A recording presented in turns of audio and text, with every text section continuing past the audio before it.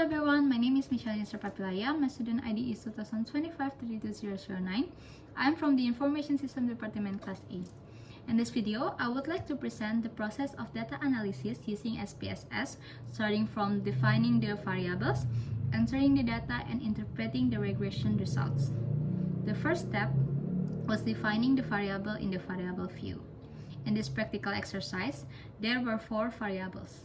The independent variables were test motivation, work ability, and work culture, while the dependent variable was work productivity. Each variable was given a name, label, and measurement scale so that the data could be processed correctly during the analysis.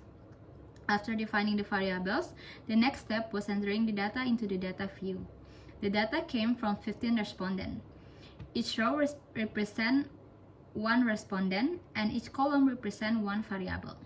This step is important because accurate data entry helps produce reliable results. After all the data had been entered, a multiple linear regression analysis was conducted. The first output showed the descriptive statistic and correlation result.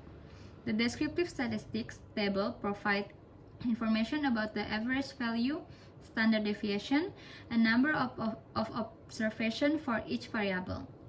This result help describe the overall condition of the data. The correlation tables show the relationship between the variables.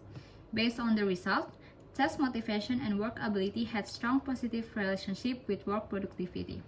This means that higher motivation and better work ability tend to be followed by the higher productivity. Meanwhile, work culture show a weaker relationship with work productivity. The next output was the model summary table. This table shows how well the regression model explains the data. The R value indicate a very strong relationship between the independent variables and the dependent variables.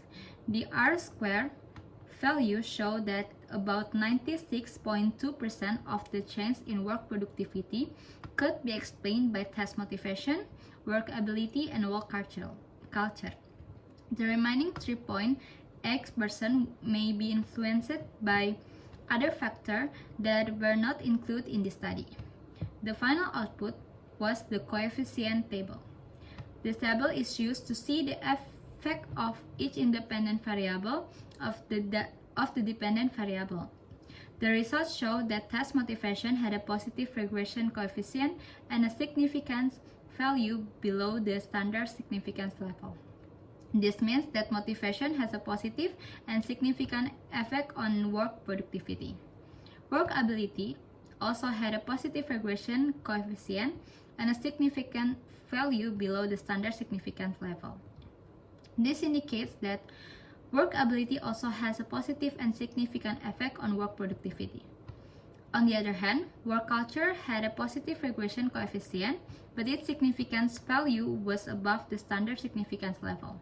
Therefore, work culture does not have a significant effect on work productivity in this model.